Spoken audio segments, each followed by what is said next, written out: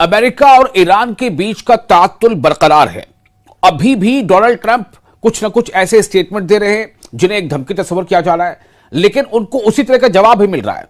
चाहे ईरान के पार्लियामेंट के जो स्पीकर है बाकर कालिबाफ, उनका भी कुछ इसी तरह का स्टेटमेंट आ रहा है, वो भी जवाबी धमकी के तौर पर सामने आ रहा है। पूरा मामला स्ट्रेट ऑफ हॉर्मुज को लेकर टिका हुआ है। अमेरिका चाहता है कि स्ट्रेट ऑफ हॉर्मुज ईरान बिला शर्त खाली कर दे, पूरी तरह से, कोई शर्त ना हो, कोई कंडीशन ना हो। और दूसरी अहम बात जो अमेरिका चाहता है वो है न्यूक्लियर पर जैसा अमेरिका चाहता है उस तरह से ही ईरान राजी हो जाए। ईरान का कहना है कि न्यूक्लियर मामले को फिलहाल हम आगे बढ़ा सकते हैं, उस पर बातचीत बाद में कर लेंगे, पहले स्ट्रेट ऑफ हॉर्मुज का मसला हल होना चाहिए। ईरान का मौकफ है कि स्ट्रेट ऑफ हॉर्मुज पर ईरान का कंट्रोल बरकरार रहेगा, वो उसके तहफ्फुजात को लेकर के अपना जो कमिटमेंट है पूरा करेगा। 28 फरवरी में जो अटैक किया था अमेरिका और इस्राएल ने मिलकर ईरान पर, उसके पहले के हालात में अब स्ट्रेट ऑफ हॉर्मुज कभी वापस नहीं आएगा। यह ईरान के कई रहनुमा बार बार बिल्कुल साफ कर चुके हैं। और अब एक बार फिर आयतुल्लाह मुज्तबा खामनेई ने इस बात को क्लियर किया है, जो ईरान के रहबर आला हैं। उन्होंने कहा है कि ईरान आबनाए हॉर्मुज में यानी स्ट्रेट ऑफ हॉर्मुज में नए कानूनी उसूल तय करेगा। आयतुल्लाह मुज्तबा खामनेई जो इस्लामी इनकलाब के रहनुमा है, उन्होंने कहा है कि इस अहम समुद्री रास्ते के लिए एक नया बाब शुरू हो रहा है और जो किसी भी सूरत में अमेरिका को शायद मंजूर नहीं है। इसलिए डोनाल्ड ट्रंप ने क्या किया है, स्ट्रेट ऑफ हॉर्मुज को अमेरिका नहीं खुलवा पाया तो उसने क्या किया कि ईरानी बंदरगाह से हटकर कुछ दूरी पर ब्लॉकेट लगा दिया, नाकेबंदी लगा दी, और जिसे ईरान का कहना है कि यह दरअसल सीज फायर का वायोलेशन है। तो मुज्तबा खामनेई ने कहा है कि अमेरिका और इस्राएल के हालिया हमलों के बाद ईरान स्ट्रेट ऑफ हॉर्मुज के लिए नए इंतजामी कवानीन नाफिज करेगा। उन्होंने यह बात जुमेरात को भी कही, इससे पहले भी वो बात कह चुके थे।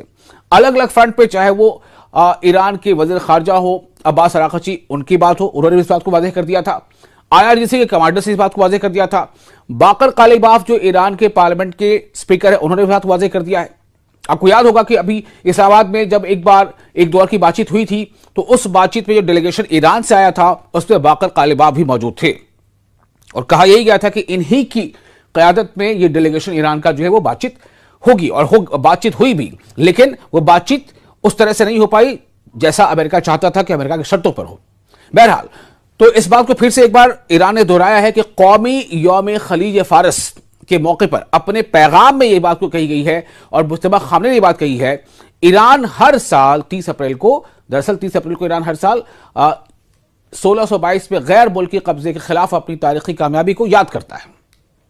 इस साल यह दिन उस वक्त आया जब ठीक 2 माह पहले 28 फरवरी को अमेरिका और इस्राएल ने ईरान पर बगैर किसी वजह के फौजी हमला किया था, यानी अनप्रोवोक्ड जो अटैक था अमेरिका का और इस्राएल का एक साथ। आयतुल्लाह खामनेई ने खलीज फारस को मुस्लिम ममालिक के लिए एक बहुत बड़ी नेमत करार दिया। आयतुल्लाह खामनेई ने कहा कि यह समंदर और आबनाए हॉर्मुज यानी स्ट्रेट ऑफ हॉर्मुज हमारी पहचान और तहजीब का हिस्सा है, और यह आलमी मईशत के लिए, वर्ल्ड इकोनॉमी के लिए एक बहुत अहम रास्ता भी है। मुज्तबा खामनेई ने कहा कि माजी में बहुत सी ताकतों ने इस इलाके पर कब्जा करने की कोशिश की, जिससे यहां के ममालिक को नुकसान और खतरात का सामना करना पड़ा। उन्होंने हालिया अमरीकी और इस्राएली हमले को भी इसी सिलसिले की एक मिसाल करार दिया। मुज्तबा खामनेई ने कहा कि ईरान ने हमेशा इस इलाके की आजादी के लिए बड़ी कुर्बानियां दी हैं, जैसे पुर्तगालियों को निकालना, हॉर्मुज की आजादी और दीगर नौ आबादियाती ताकतों के खिलाफ जद्दोजहद। यानी जो कॉलोनियलिज्म था या कॉलोनाइजेशन था मगरिब का, उनके मुताबिक इस्लामी इनकलाब ने इस जद्दोजहद में एक अहम मोड़ पैदा किया है और बड़ी ताकतों के असर को कम किया है।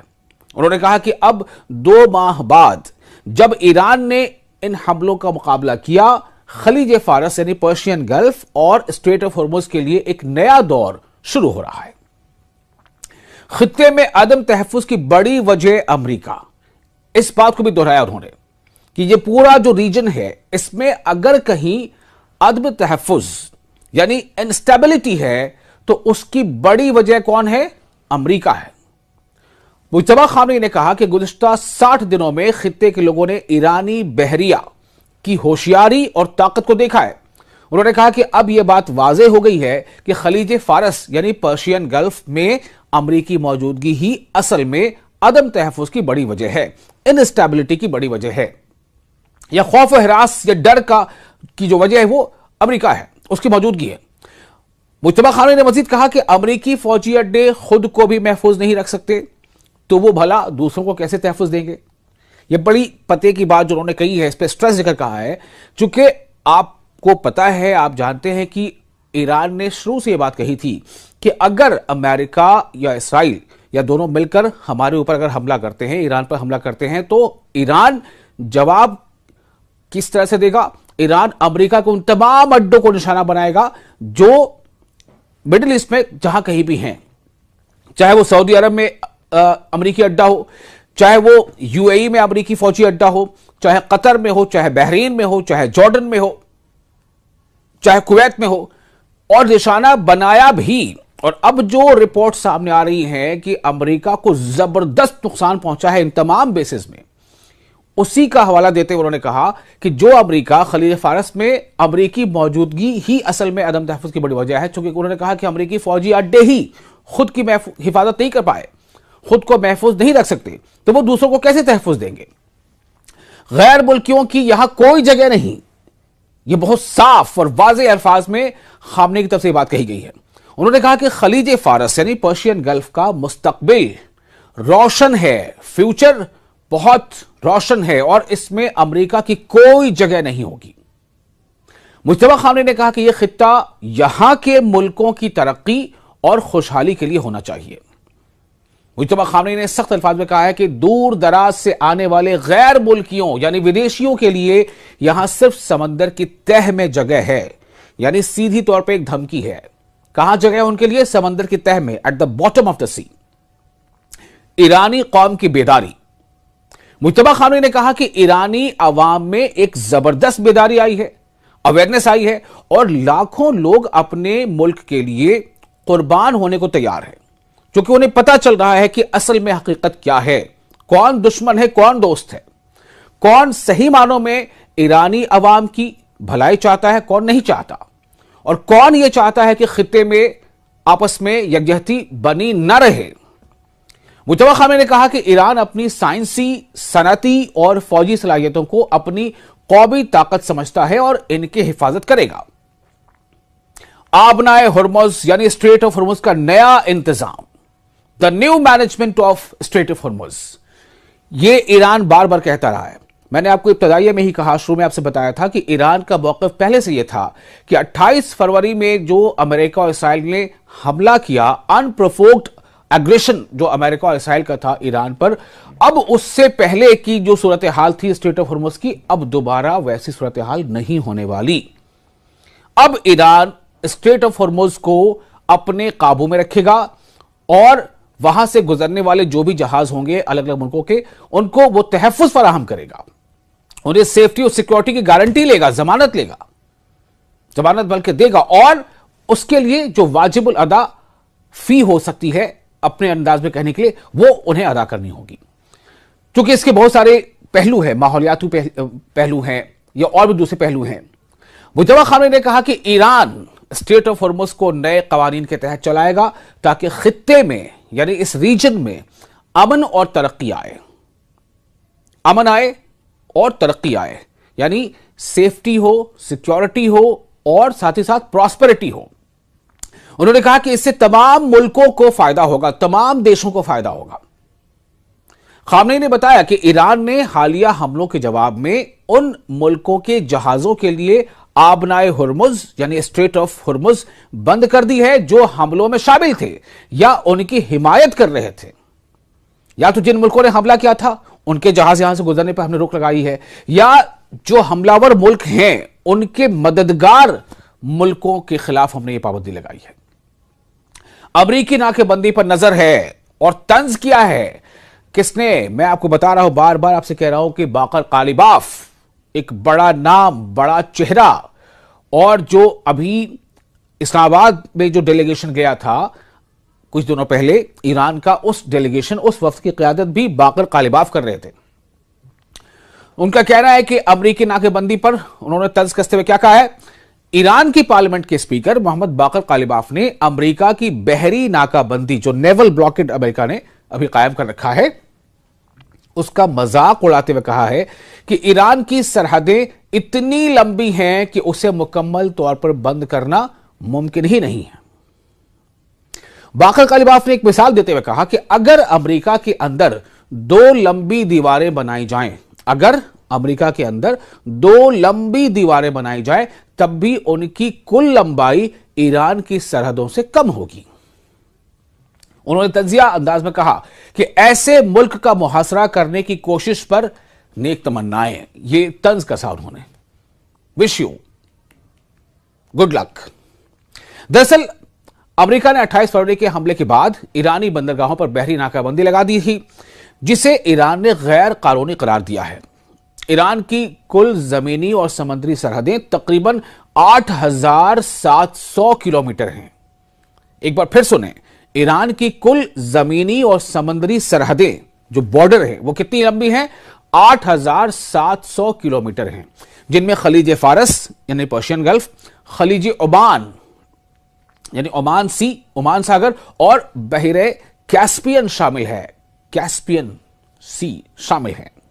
ईरानी सदर मसूद पेजेश्कियान ने खबरदार किया है कि यह नाकाबंदी जंग को जारी रखने के बराबर है और इसे बर्दाश्त नहीं किया जाएगा।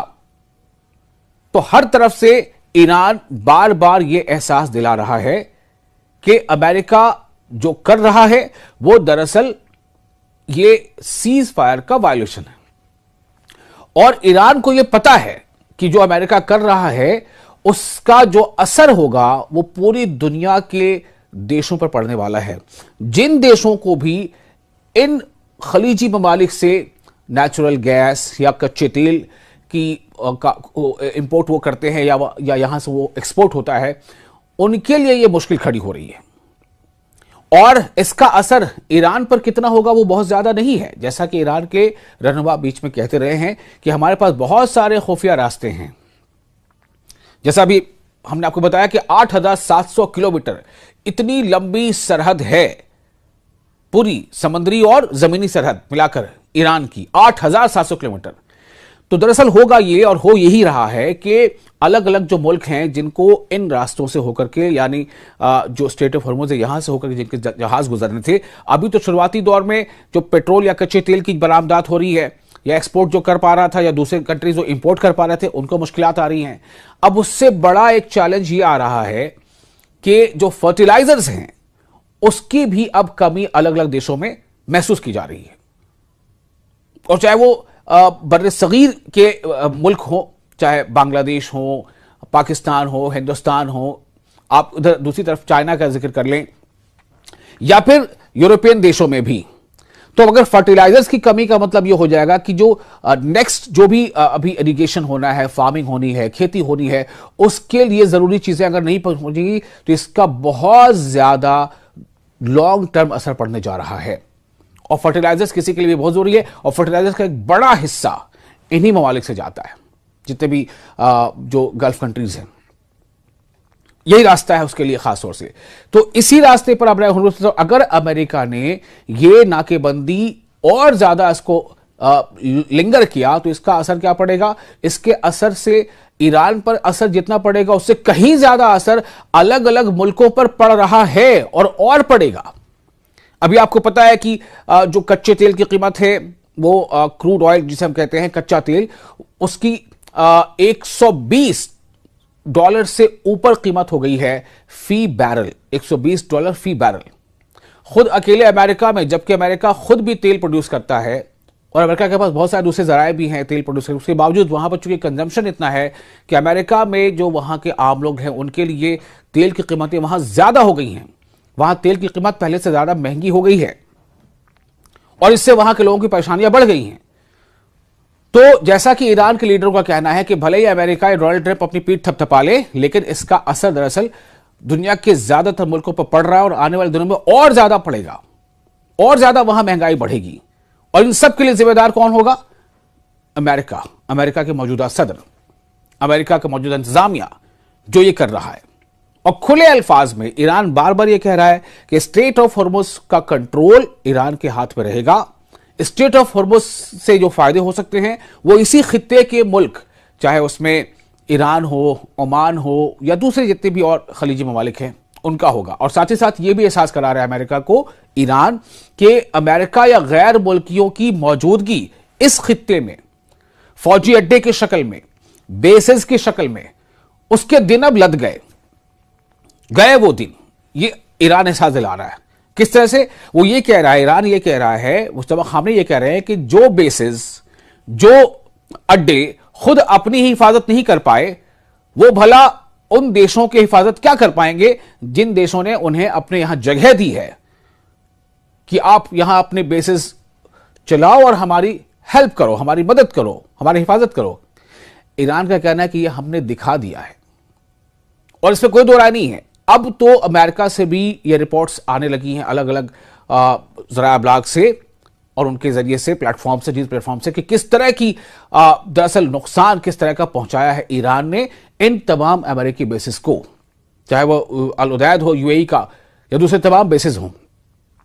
बहुत नुकसान पहुंचाया है पूरे कम्युनिकेशन सिस्टम को, रडार सिस्टम को, डिफेंस सिस्टम को, वहां के हैंगर्स को बहुत नुकसान पहुंचाया है। यहां तक कि उन बेसिस में, यानी जितने भी खाड़ी के देशों में अलग अलग बेसिस हैं अमेरिका के, उन बेसिस में जो फौजी थे, जो अमेरिकन फौजी थे, उन्हें वहां से हटकर अलग अलग जगहों पर शिफ्ट होना पड़ा था, होटलों में रहना पड़ा था, एक तरह से कह लें कि शरण लेनी पड़ी थी, शेल्टर लेना पड़ा था, उनको अपनी जानों का खतरा था। और कई रिपोर्ट्स ऐसी भी आई हैं कि जब अमेरिका के इन बेसिस पर ईरान के हमले होने लगे, ईरान के ड्रोन गिरने लगे थे उन जंग के दौरान, तब इन्हें वाफिर जो प्रिकॉशंस के साथ इनकी शेल्टर मिलनी चाहिए या इनको जो हेल्प मिलना चाहिए था इनकी हिफाजत के लिए, अमेरिका का जो वजीर दिफा है, मतलब वजारत दिफा है, वो नहीं उठा पाया। ऐसी कई शिकायतें भी सामने आ चुकी हैं। तो ईरान की तस्वीर बिल्कुल साफ है, ईरान का मंजर और मंशा बिल्कुल साफ है कि स्ट्रेट ऑफ हॉर्मुज पर उसका कंट्रोल जारी रहेगा। अब देखना यही है कि डोनाल्ड ट्रंप इसके आगे अब क्या करते हैं, क्योंकि ईरान ने यह एहसास दिला दिया है कि जितना नुकसान ईरान का आप करने का सोच रहे हो, उससे कहीं ज्यादा नुकसान अमेरिका का होगा। क्योंकि अलग अलग मुल्कों पे जहां कहीं भी इस स्ट्रेट ऑफ हॉर्मुज से होकर गुजरने वाले कच्चा तेल हो, फर्टिलाइजर हो, नेचुरल गैसेस हो, उसकी कमी उसे महसूस होगी और नतीजा यह होगा कि वहां पर महंगाई बढ़ेगी और बढ़ रही है, महंगाई बढ़ रही है। पेट्रोल महंगे हो रहे हैं, नेचुरल गैसेस महंगी हो रही हैं, एलपीजीज महंगी हो रही हैं और इसका असर मल्टीपल होकर तमाम चीजों में पड़ रहा है।